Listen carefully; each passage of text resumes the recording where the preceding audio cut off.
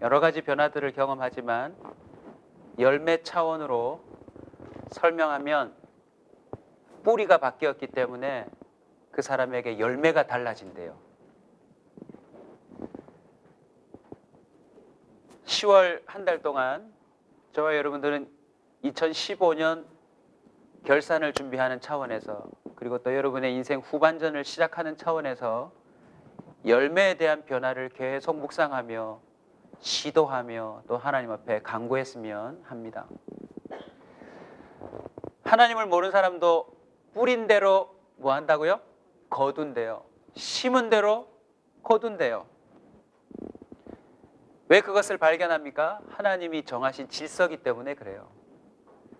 근데 여러분, 많이 뿌렸는데도 수확이 적은 사람들이 있어요. 심는다고 나름 열심히 했는데도 불구하고 도리어 내가 원하던 거와는 정반대의 결과가 나타나는 걸 경험할 때가 있습니다. 여러분도 그런 적 없으세요, 여러분? 나는 전교 1등인 줄 알고 공부했는데 나중에 보니까 성적이 형편없이 나올 때가 있지 않던가요? 혹시 가게를 해보신 분도 계실 거예요. 야, 이번 가게만 하면 이렇게 되고 저렇게 되고 형편이 펼 거라고 생각을 했는데 뜻하지 않은 만큼 수확이 그렇게 좋지 않음을 경험해 본 사람들도 있을 것입니다. 부모들도 그렇죠. 애를 놓을 때 우리 애는 처음에 다 천재인 줄 알아요. 그죠? 근데 중학교, 고등학교, 대학교 가면서 부모들 말에 아휴, 이런 걸 내가 자식이라고 놓고 미역국을 먹었나 하는 그런 허탈한 고백을 할 때가 있습니다. 그냥 넘길 상황이 아닙니다. 학개서 우리 1장으로 한번 가볼까요, 여러분? 학개서 1장. 방금 읽으신 부분에는 곡식 더미에 대한 얘기도 나오고 포도축 틀에 대한 얘기도 나왔는데 학개서 1장으로 한번 가셔서 한 장만 넘기시면 있습니다. 6절, 9절 한번 읽어볼까요? 6절, 9절입니다. 너희가 많이 뿌릴지라도 수확이 적으며 먹을지라도 배부르지 못하며 마실지라도 흡족하지 못하며 입어도 따뜻하지 못하며 일꾼이 싹을 받아도 그것을 구멍 뚫어진 전대에 넣음이 되었느니라. 9절입니다. 너희가 많은 것을 팔았으나 도리어 적었고 너희가 그것을 집으로 가져갔지만 내가 불어버렸느니라. 나 만군의 여호와가 말하노라. 이것이 무슨 까닭이냐. 내 집은 황폐하였을 때 너희는 각각 자기의 집을 짓기 위하여 빨랐음이라. 많이 뿌렸는데 수확이 적고 먹었는데 배가 안 부르고 이거면 될 줄 알았는데 막상 가져보니 그런 기대했던 마음도 생기지 않고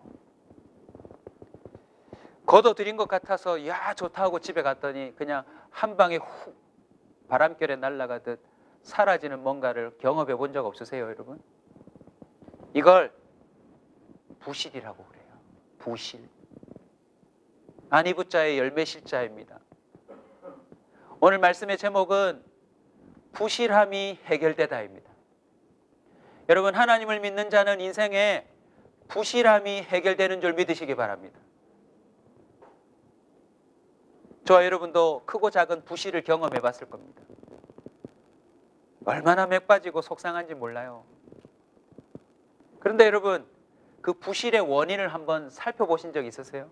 왜 부실한지, 왜 내 인생은 이렇게 부실한지 원인을 찾아보신 적이 있으신지요? 그리고 그 원인을 한번 해결해 보신 적 있으세요?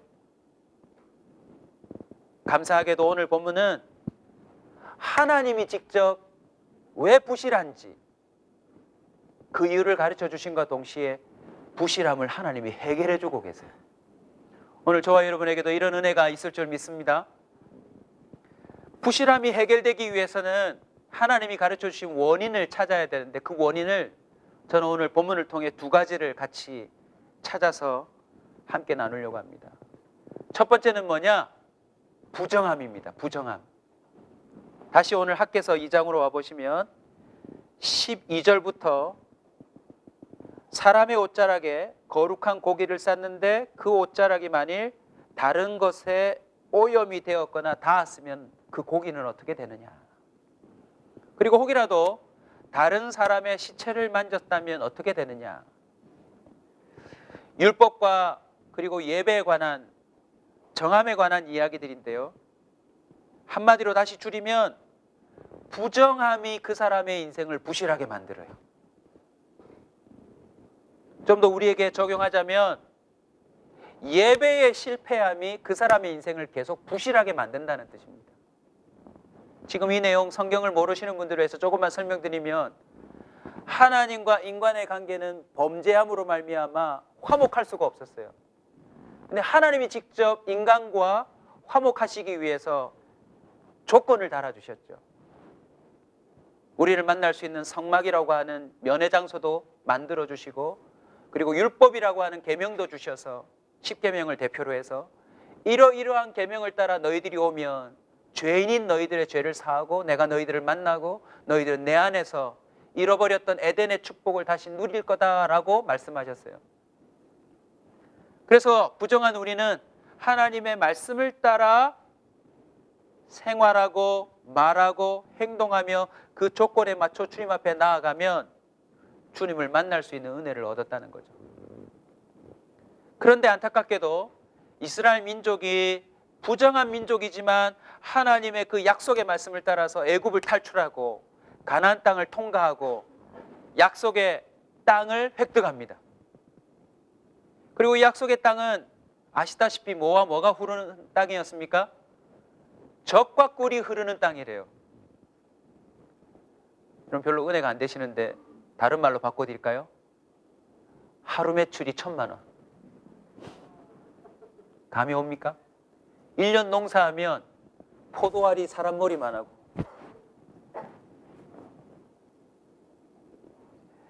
광야를 통과하는 이스라엘 민족에게는 상상조차 할 수 없는 기름진 땅과 수확에 대한 약속으로 이스라엘 민족을 약속의 땅으로 인도하셨단 말이죠. 근데 단 조건이 있었어요. 무엇입니까? 이방 민족들이 섬기는 신을 너희들은 섬기지 않는 거예요. 그리고 그들이 추종함에 따랐던 모든 문화와 생활 방식도 따르지 않는 것이 조건이었습니다. 눈에 보이지 않는 듯하지만 오직 모든 결실의 시작이요 뿌리가 되시는 하나님만을 섬기기로 약속하고 들어간 게 약속의 땅이었단 말이죠. 전혀 내 소유가 될 수 없었던 땅을 획득하고 거기서 얻는 수확들을 얻기 시작할 때, 여러분 성경 읽어보신 분들은 참 재미난 표현이에요. 가나안 땅에서 첫 수확을 거둬들일 때 뭐가 끊어져요? 사막을 통과하면서 하나님이 먹이셨던 만나와 메추라기가 딱 끊어져요. 만나와 메추라기도 하나님이 주신 수확이었지만 가나안 땅에서 획득하는 수확도 하나님이 철저히 주신다는 걸 명확하게 보여주는 사건이죠. 그런데 시간이 지나면서 어떤 일이 벌어졌죠? 이스라엘 민족 가운데 부정함이 생기기 시작했어요.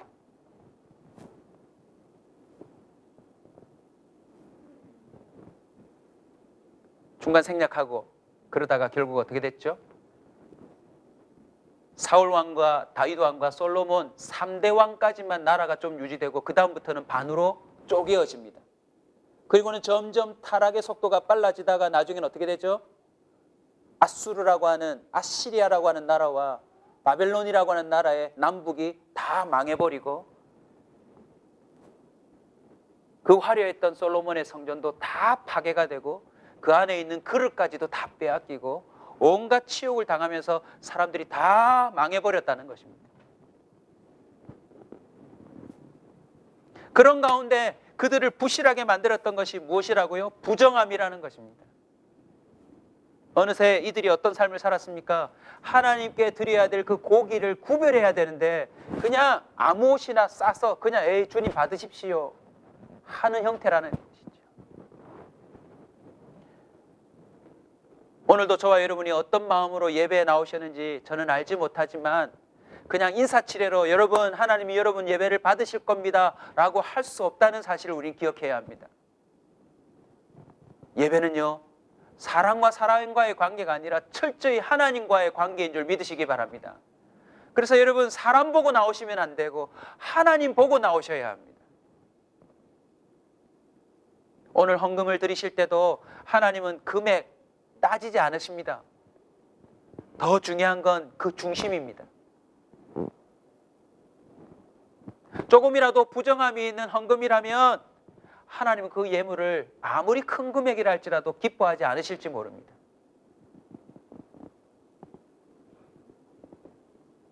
오늘 주님께서 명확하게 제사장들과의 대화를 통해서 부실함의 원인을 이렇게 지적하고 있습니다. 부정함. 그 부정함은 결국 예배의 실패함이요, 예배의 실패함은 시체를 만졌다는 사실과 연관해 볼 때 일상에서의 실패를 의미합니다. 자, 어젯밤에 노래방에서 30곡 열심히 유행가 부르다가 오늘 성가대 찬양대 서면 하나님 기뻐하실까요? 안 기뻐하실까요? 여러분? 어떻게 생각하세요? 우리 배명우 집사님 오늘 앞에서 너무 은혜롭게 찬송했는데 어저께 나이트 안 갔다 오셨죠?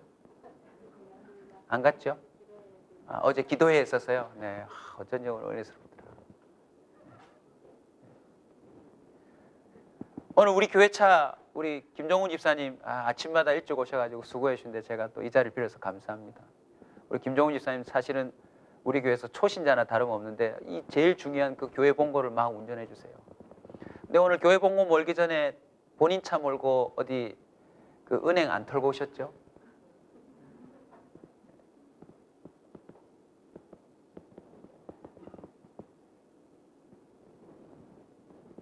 농담처럼 얘기했지만 여러분, 우리의 예배와 일상에서의 부정함은 우리로 하여금 부실한 삶을 살게 만드는 원인이 된다는 걸 꼭 기억하셔야 합니다. 이 부정함을 조금 더 설명하면 단순히 더러워짐을 말하는 게 아니라 사실은 더 일상에서 편만하게 이루어지고 있는 범죄인데 그게 뭐냐? 하나님의 말씀을 무시하는 것입니다. 하나님이 고기를 정결한데 싸라고 했으면 싸야 되는데 에이 번거롭다. 이제 예배 그런 거 번거롭다. 다 편하게 하자. 편하게 하자. 하나님이 하라고 했다면 하라고 한 이유가 있을 텐데 다 자기식으로 바꾸어서 그것을 무시하기 시작하는 것이 부정함의 시작입니다, 여러분.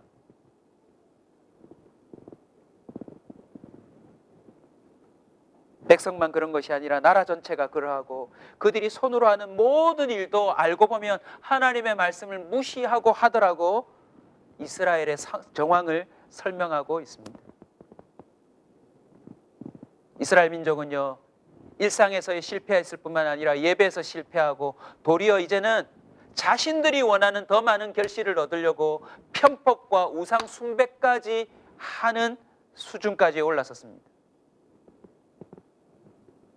한번 따라서 할까요? 부정함은 거룩하신 하나님과의 소통을 방해하고 단절시킨다. 일상과 예배에서의 하나님의 말씀을 무시하고 하나님의 그 어미하심을 우리가 하나씩 놓치기 시작할 때 어떤 일이 생기냐면 주님과의 소통에 방해를 입습니다. 그리고 그 소통에 방해가 심해지면 나중에는 하나님과 단절이 되고요. 그걸로 인해서 그 사람 인생에 뭐가 나타나느냐? 부실이 나타납니다. 부실. 40일 기도하고 응답받았다고 사업을 해도 미안하지만 거기에 하나님 역사 안 하실지 모릅니다. 철저히 매번 예배를 드리면서 하나님 저를 도와주셔야 합니다. 하나님 믿는 저를 도와주셔야 됩니다. 라고 때를 쓰고 부르짖어도 하나님은 그 사람에게 열매를 주지 않을지도 모릅니다. 혹시라도 성경 내용을 이렇게 앞뒤를 잘 모르시는 분은 제가 하는 이 설교가 어쩌면 그냥 들려지는 설교로만 여겨질지 모르겠지만 나중에 이제 성경을 보시면서 이 설교가 또다시 한번 생각나리라 믿고 제가 그냥 담대히 선포합니다. 이스라엘 민족은요, 하나님이 생생하게 그 시험과 끝을 붙잡아주는 민족이었지만 그 인생에 부정함이 들어올 때는 언제나 하나님이 함께하는 그 민족에게도 뭐가 있었다고요? 불실함이 있었다는 것입니다. 많이 심었는데 적게 거둬들여요. 사사시대나 이런 때 보시면 나중에는 거둬들인 거 그 조금 발로 밟으면서 포도주를 얻으려고 즙을 얻으려고 할 때에도 또 곡식을 털고자 할 때도 다른 민족에게 빼앗길까 봐 숨어서 해야 됐다라는 것입니다. 여호와의 전에 돌이 돌 위에 놓이지 아니하였던 때를 기억하라라는 말씀은 무슨 말씀입니까? 결국은 부정하면서 너희들의 모든 민족의 근원이 되는 것까지도 다 무너졌다라는 뜻입니다. 부정함이 있으면 가정도 부실해집니다. 부정함이 있으면 공동체도 부실해지고 자신의 사업체도 부실해지고 결국은 오늘 본문에 말하는 것처럼 나라도 부실해져서 나라 전체가 망하게 될 수도 있습니다. 우리 어린아이들도 이렇게 있을 수 있으니까 제가 설명을 좀 이렇게 비유하면 좀 이해되실까요? 배우자끼리 한번 비유해 봅시다. 오늘 결혼식을 하는데 신랑이 어젯밤까지 실컷 총각 파티하고 입술 여기에는 립스틱 하나 묻혀오고 머리는 감지도 않고 대충 오늘 결혼식에 왔다. 결혼이 성사될까요? 안 될까요? 그런 남자랑 결혼하실 분 손 들어보세요. 없죠?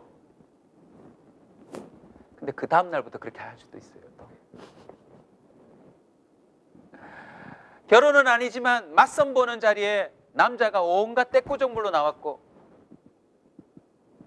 앉아서 대화를 나누는데도 얼마나 예의 없이 함부로 하는지 그런 사람이 있다면 결혼하실 분이 있으세요?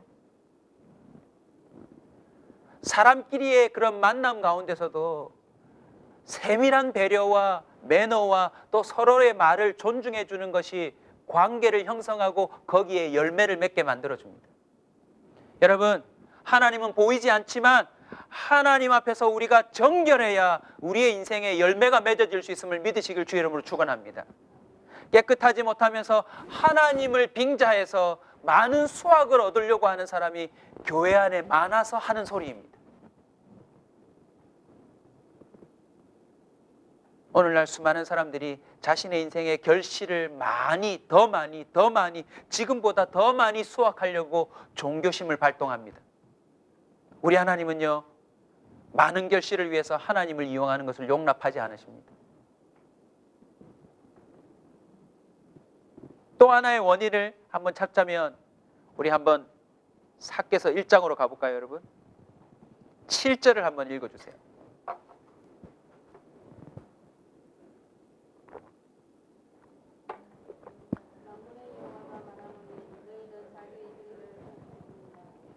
만군의 여호와가 말하노니 너희는 자기의 행위를 살필지니라. 여러분, 부실의 원인이 우리에게 있다는 것입니다. 왜 우리가 부실한지, 가정이며 공동체며 여러분이 하는 일이며 우리의 삶 전반에 왜 부실함이 임하는지는 우리 스스로를 살피는 것부터 시작해야 된다는 것입니다. 그리고 급기야 이렇게 말합니다. 2장 17절로 다시 오시면 너희가 혹 많은 열매가 맺힐 그런 일을 하였다 손치더라도 너희들의 모든 일에 곡식을 마르게 하는 뭘 준대요? 재앙을 준대요. 농촌에서 좀 살아보신 분은 아시겠지만 깐뿌기 아시죠? 그냥 병드는 거예요. 멀쩡한 열매가. 수확만 하면 되는데 갑자기 병들고 갑자기 병충해가 먹어서 전혀 걷어들일 수 없는 상태로 하루아침에도 바뀔 수 있다는 사실을 기억해야 합니다. 지금도 우리는 농사를 짓지 않아서 잘 모르지만 정말 감당하기 힘든 가뭄이 계속 중부지방에 넘친대요. 그래서 채소값도 계속 오르고 있고요. 그냥 우리는 편의점 가서 물 한 병 사 먹고 수도꼭지 열면 물이 나오는 듯 싶지만 지금 대한민국을 비롯해서 전 세계의 가뭄이 심각할 정도입니다. 제가 왜 이 이야기를 하게 해요, 여러분? 좀 더 크게 보셔야 합니다. 우리는 공동체를 봐야 하고 도시를 봐야 하고 민족을 봐야 하고 세계 열방을 보고 결실할 수 있는 자가 되시길 주의 이름으로 축원합니다. 여기 이 자리에 지난주에 목사님, 저는 지난주에 매출이 이만큼 올랐습니다. 할렐루야, 주님을 찬양합니다. 기뻐할 수가 없어요. 왜요? 우리나라가 망하고 있으니까요. 세계 경제가 어려워지고 있으니까요. 본인 혼자 결실했다고 되는 것이 아니라 저와 여러분에게는 하나님이 주는 결실이 있어야 될 줄로 믿습니다. 부실한 이유 두 번째는 17절에 재앙을 주기 때문이라고 했는데 재앙을 주는 이유가 나옵니다. 너희로 내게로 너희가 내게로 뭐하지 아니하였으므로요? 돌이키지 아니하. 여러분, 부실함은 우리가 돌이키지 않기 때문에 임하는 것입니다. 왜 우리가 많은 것을 심었는데 거두지 못하고 우리가 많은 것을 원했지만 그것을 얻지 못하는지, 때로는 재앙이 임해서 그걸 훅 사라지게도 만드는데 그 원인을 주님이 직접 말씀해 주십니다. 우리를 돌이키기 위함이래요. 혹시 이 자리에 하는 것마다 안 되시는 분 계세요? 마음속에 굿 한번 해보고 싶지 않으세요? 제가 직접 들은 말이에요. 무당들한테. 의외로 기독교인이 많이 찾아온대요.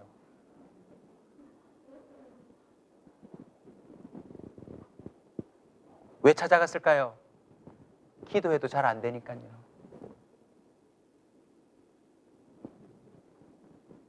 주일날 교회 오면 목사님이 좀 손도 없고 이번 주에 매출이 되게 하여 주시옵소서, 역사하여 주시옵소서, 매주 시험회가 좀 이렇게 해주면 좋겠는데, 주님 가게 한 개가 두 개가 되게 하여 주시옵시고, 우리 아이들 머리가 되게 하여 주시옵시고, 이번 주에 성적이 오르게 하여 주시옵시고, 좀 이런 기도를 좀 세게 해줘가지고 그 자리에서 역사가 탁탁 나타나면 좋겠는데, 지금 배 아픈 사람 손 들어보십시오. 머리 아픈 사람 손 들어보십시오. 이렇게 해서 좀 바로 기도할 때 좀 낫고, 마지막 축도할 때 로또 번호 불러드립니다. 23, 35, 22, 12, 36. 성도 한 명만 걸려도 교회 건축 금방 끝낼 수 있고,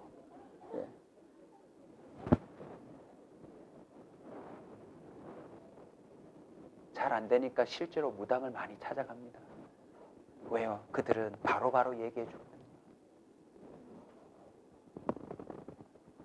저는 설교를 준비하고 얼마나 기뻤는지 모릅니다. 우리에게 있는 부실함이 사실은 우리가 다 원인을 갖고 있지만 주님이 우리를 도리어 돌이키게 하시고 부실함을 해결해 주기 위해서 주시는 거구나. 할렐루야. 우리에게 재앙을 주시는 것은 돌이키게 하기 위함 뿐만 아니라 우리로 하여금 부실을 면하고자 하심입니다. 자, 대표적인 예가 누가복음 15장입니다. 우리 찾아가서 한번 꼭 읽어볼까요, 여러분? 누가복음 15장입니다. 누가복음 15장에는 탕자라고 하는 인물이 나옵니다. 성경의 내용을 좀 설명드리면, 유산이라고 하는 건 아버지가 죽어야 받을 수 있는 건데, 살아있는 아버지한테 가서 둘째 아들이 자기 몫의 유산을 달라고 그럽니다. 아버지가 참 멋진 분이셔가지고 버르장머리 없는 자식임에도 불구하고 유산 몫을 떼어줍니다. 그리고 그것을 가지고 나가서 자신이 원하는 대로 마음껏 삽니다. 자, 16절 같이 읽겠습니다. 시작.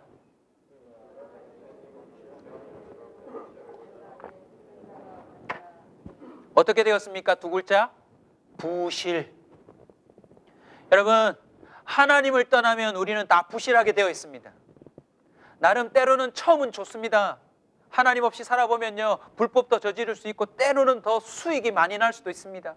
세무서 신고만 안 해도 몇 천만 원 건질 수도 있고요, 조금만 사기를 쳐도 돈 많이 벌 수 있습니다. 설렁탕에 프리맛 탈고,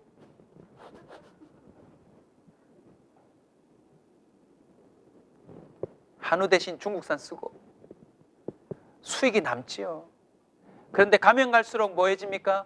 부실해질 겁니다. 결국 이 아들은 돼지 먹는 쥐염 열매, 최악인데 이것도 주는 자가 없는 상태가 됐대요. 제가 무서운 말 하겠습니다. 무당보다 좀 더 심한 말을 하겠습니다. 무서워하셔야 돼요. 여러분은 주님 앞에서 도망갈 수가 없어요. 무슨 뜻인지 아세요? 하나님 안에 있지 않으면 저와 여러분은 반드시 부실할 거예요. 하나님 안에 있지 않으면 여러분은 뭘 해도 안 될 거예요. 왠 줄 아세요? 하나님이 저와 여러분을 택하셨기 때문에요. 17절을 읽어주세요. 시작. 이에 스스로 돌이켜 이르되 내 아버지에게는 양식이 풍족한 품꾼이 얼마나 많은가. 나는 여기서 줄여 죽는도다. 여러분 보세요. 나는 아들인데 아버지를 떠나는 바람에 점점 부실해졌고, 종은 아버지 옆에 있는 바람에 풍족함을 누리고 있다는 걸 깨달은 거예요. 그리고는 일어나 아버지께로 돌아갑니다. 돌아갔더니 어떤 역사가 나타납니까, 여러분? 체면도 없고 별 기대도 못했는데, 자, 같이 한번 22절 읽어봅시다. 시작. 아버지는 종들에게 이르되 제일 좋은 옷을 내어다가 입히고 손에 가락지를 끼우고 발에 신을 신기라. 그리고 살찐 송아지를 끌어다가 잡으라. 우리가 먹고 즐기자. 24절 읽어주세요.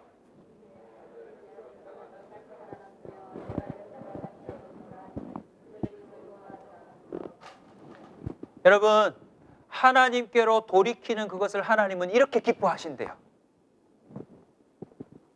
좋은 옷을 결실로 주신대요.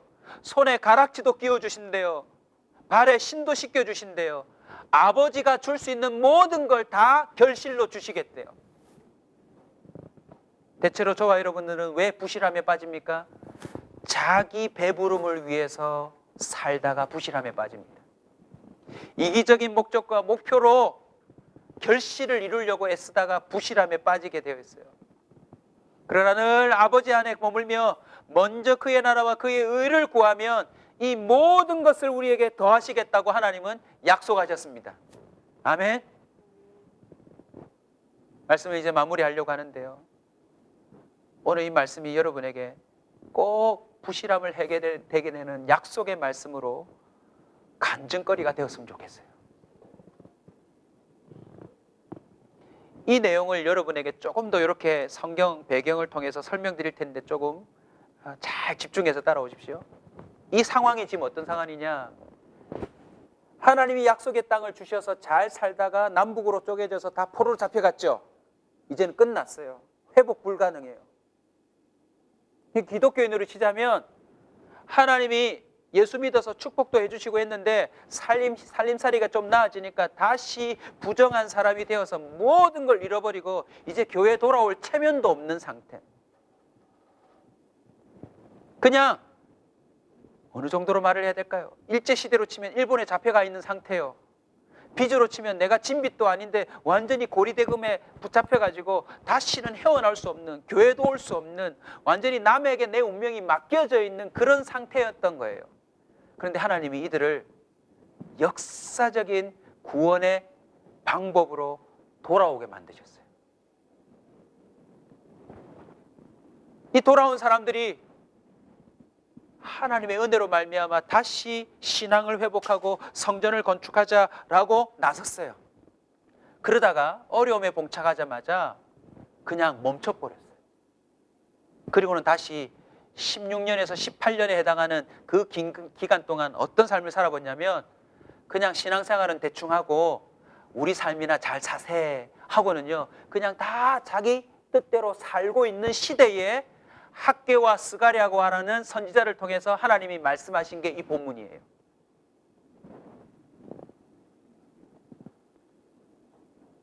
좀 이해가 되세요? 하나님이 이렇게 말하세요. 너네만 잘 살면 되냐? 너만 잘 살면 되냐? 네 자신의 잘됨만을 위해서 그렇게 안이하고 살아가면 되냐? 나는 생각 안 해주냐?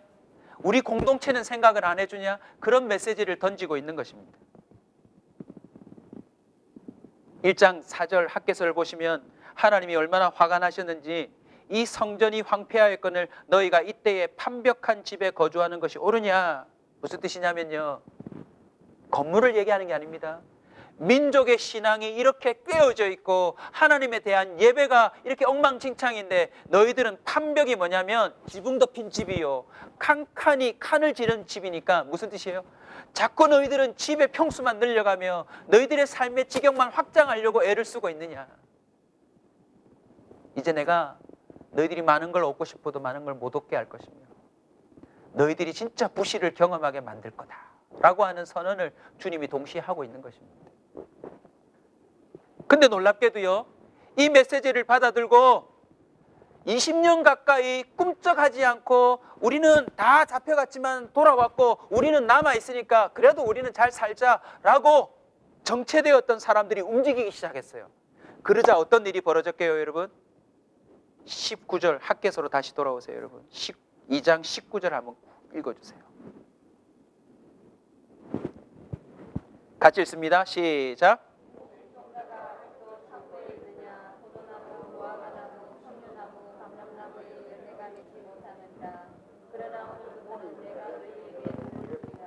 그러나 오늘부터는 너희에게 복을 주리라. 할렐루야. 여러분, 부정함이 해결되고 여호와께로 돌이키는 삶이 시작되면 오늘 당장부터 하나님은 그 부실한 인생에게 하나님이 주시는 복을 주겠노라고 선언하셨습니다.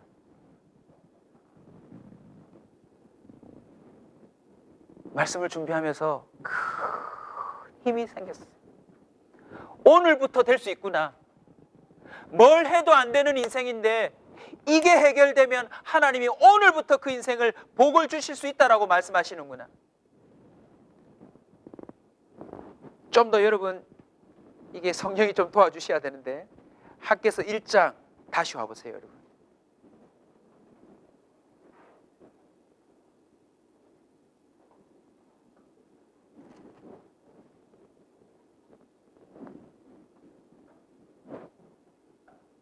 (14절) 읽어보십시오. 시작.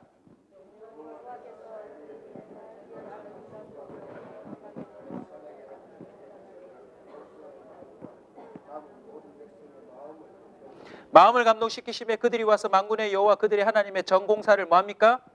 다시 시작합니다. 그러자 어떤 일이 벌어집니까? 2장 5절 다 같이 읽어주세요. 시작.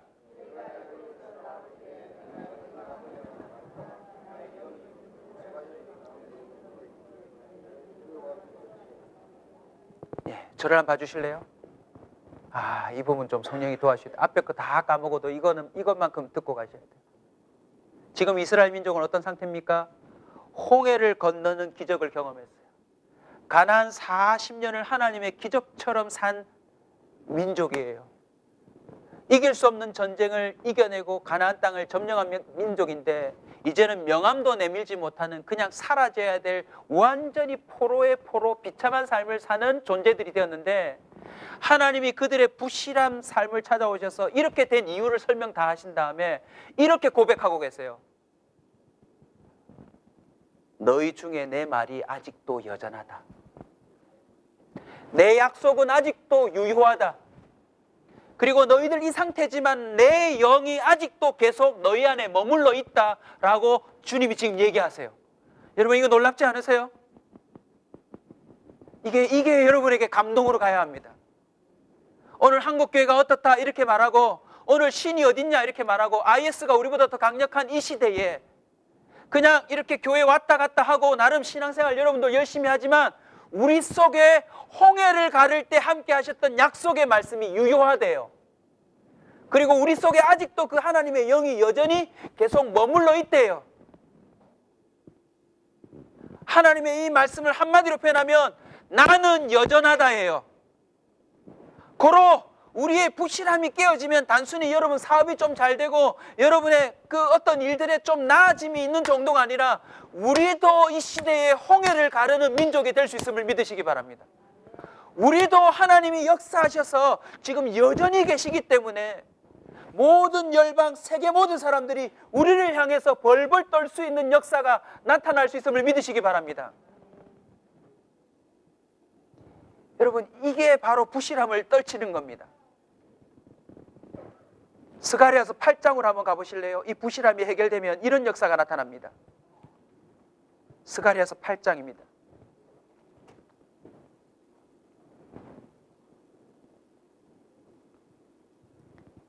19절 한번 읽어주실래요? 같이 읽습니다. 시작.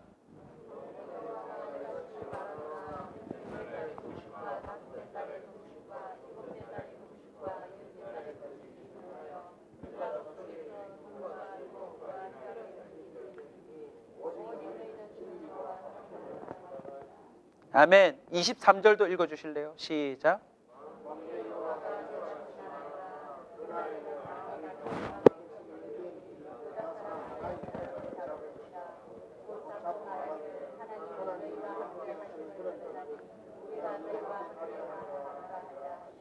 아멘. 넷째 날, 다섯째 날, 일곱째 날, 열째 날 금식이 변하여 기쁨과 즐거움과 희락의 절기로 바뀔 거래요. 이게 무슨 뜻이냐면 여기 나와 있는 몇째 달 금식은 다 이스라엘의 역사와 관련되어 있는 사건을 말합니다. 우리로 치면 일제시대 때 잡혀가던 날, 예루살렘이 포위되던 날, 예루살렘이 망하던 날, 잊을 수 없는 트라우마가 새겨져 있는 달마다 이스라엘 민족은 뭐 했대요? 금식했던 거예요. 그러니까 이 달달은 뭘 말합니까? 사는 게 아닌 민족인 거예요.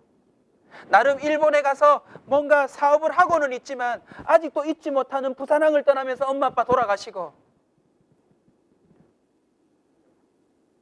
대한해협을 지나면서 자식 얼어 죽고, 그 모든 핍박받는 기억들이 너무나도 생생해서 또 금식하고 금식할 수밖에 없던 이스라엘 역사에 하나님이 그 모든 절기를 거꾸로 바꾸어서 기쁨과 즐거움의 절기로 다 바꿔버린대요. 그게 부실함이 해결되는 거예요. 그래서 나중에 어떤 일이 되느냐, 23절 마지막 읽었던 이미지를 딱 새기시면 됩니다. 저를 보시면 됩니다. 각각 말이 다른 10명의 이방인들이 유다인 한 명을 딱 붙잡고 뭐라고 말한대요? 하나님이 너희와 함께 하심이 맞구나. 나도 너희와 함께 여호와를 찾고 은혜를 구하러나 갈란다. 말씀을 맺습니다. 저와 여러분의 부실함이 해결되면 이 부산 땅에 대한민국에 어떤 일이 나타나야 되는 줄 아세요? 너를 보니 하나님 살아계신 게 맞구나. 나도 너와 함께 그 하나님을 함께 찾고 싶다. 나도 네가 믿는 하나님, 나도 함께 그 은혜를 얻고 싶다라고 하는 역사가 나타나야 하는 거예요. 그런데 요즘 사람들이 머리를 털며 하는 말이 뭔지 아십니까? 교회 피곤하다 막. 교회 맨날 싸우더라. 교회 가니까 사람들 더 매너 없던데. 훨씬 불교가 더 낫고 훨씬 가톨릭이 훨씬 낫고 훨씬 더 다른 종교가 있어 보이는데 뭐 교회 별일 없더만. 온사 커뮤니티 교회 성도들에게 사명이 있습니다. 부실함을 털어야 합니다. 우리의 삶 가운데 알게 모르게 신앙에 깃들어진 부정함과 돌이켜야 함에도 불구하고 돌이키지 않고 있는 우리의 삶의 구석구석 가운데 진정한 회복의 역사가 나타나야 합니다. 그래서 부탁드립니다. 적용 차원에서. 왜 월급을 타고 벌어야 합니까? 내 생계를 챙기기 전에 우리 교회 안에 생계가 안 되는 사람들을 위해서 먼저 섬기고자 하는 마음을 한번 품어보세요. 교회 공동체가 살아나면 자신의 부실이 해결됩니다. 아멘. 야, 이번에 되면 내가 뭘 하고 뭘 해야 되겠다라고 자신의 결실을 목표로 삼지 마시고, 무너져 있는 우리 성도들의 삶과 무너져 있는 어떤 것을 위해서 먼저 헌신하신다면 하나님이 역사하실 줄로 믿습니다. 다음 주가 10월 마지막인데 일부 예배 때는 설명드렸는데 시간이 다 돼서 조금 다음 주에 연결해서 설명할 텐데 미리 묵상거리 드립니다. 오늘 설교를 사실은 준비하다가 제가 고민됐어요. 자칫 오해하시면 저 목사가 이제 드디어 성전 건축할 때가 되어서 너네 잘 먹고 잘 사지 말고 빨리 건축원금 내서 교회 건축합시다 하는 말로 오해하면 어떡하지? 망설여졌지만 확신이 왔기 때문에 제가 이렇게 말씀 전합니다. 다윗이요, 자신이 궁전에 있는 걸 보고 하나님은 저렇게 천막에 있는데 내가 이렇게 궁정에 살리요 하고는 성전을 건축하려고 했습니다. 그러자 하나님이 뭐라고 말씀하신 줄 아세요? 역대상 17장에 보면 그렇게 말합니다. 여호와의 말씀이 너는 내가 거할 집을 건축하지 말라. 그리고 하시는 말씀이 어떤 말씀인 줄 아세요? 내가 너를 양떼에서 목동인 주제인 너를 이렇게 이스라엘의 주권자로 삼았으니 너는 그것을 기뻐하고 즐거워하며 내가 너를 어디로 가든지 네 이름을 세상 모든 왕들의 이름처럼 되게 만들어 주리라 라고 그가 생각지 않은 결실을 선포합니다. 그 아들도 똑같습니다. 1000번제를 드리고 나서 우리는 보통 뭐라고 얘기합니까? 아들 합격하게 해주시면 됩니다. 1000번제 하고 난 다음에 뭐 하면 됩니까? 제가 기도하고 있는 거 하나 있는데 그거 잘 되게 해주시면 됩니다. 그러나 솔로몬이 이렇게 말합니다. 이 민족이 하나님을 잘 섬기는 민족이 됐으면 좋겠고, 누구든지 저 성전을 향하여 손을 들기만 하면 이방인이라도 하나님께 응답받고 하나님 앞에서 하나님을 만나는 역사가 나타났으면 좋겠습니다. 그렇게 민족을 다스릴 수 있는 지혜만 주시면 됩니다 라고 하자, 열왕기상 3장 11절 13절 이렇게 보면 이렇게 되어 있습니다. 따라서 한번 합시다. 내가 구하지 아니한 부귀와 영광도 내게 주노니. 할렐루야. 우리 하나님 어떤 분입니까? 우리 마음속에 있는 그 신앙의 뿌리만 정결하고 하나님을 진정으로 위하는 사랑하는 사람이 되면 하나님은요 뭐든지 주고 싶으신 분입니다.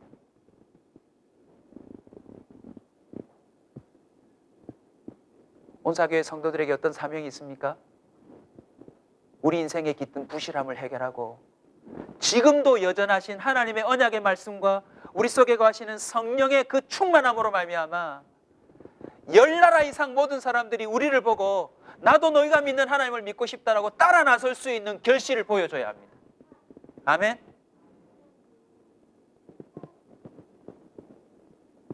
예레미야 31장 12절 우리 한 번만 잡고 마칩시다. 예레미야 31장 12절입니다.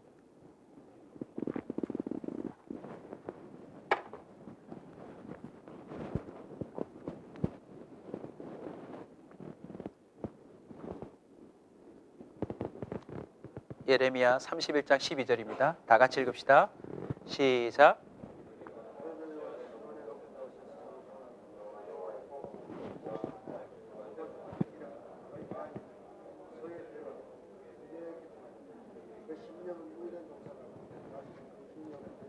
아멘.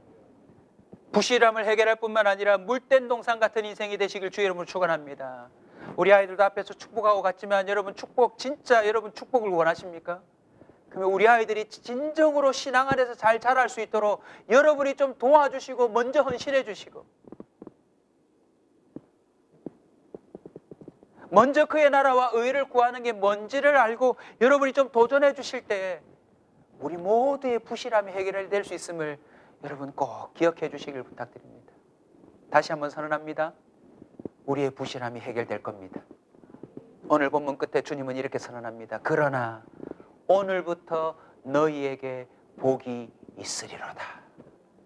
오늘부터 우리의 부실함이 해결되고 여전하신 하나님의 그 영광과 열매가 우리에게 풍성히 나타나 물된 동산 같은 존재가 또 교회가 또 그런 나라가 되기를 간절히 소망합니다.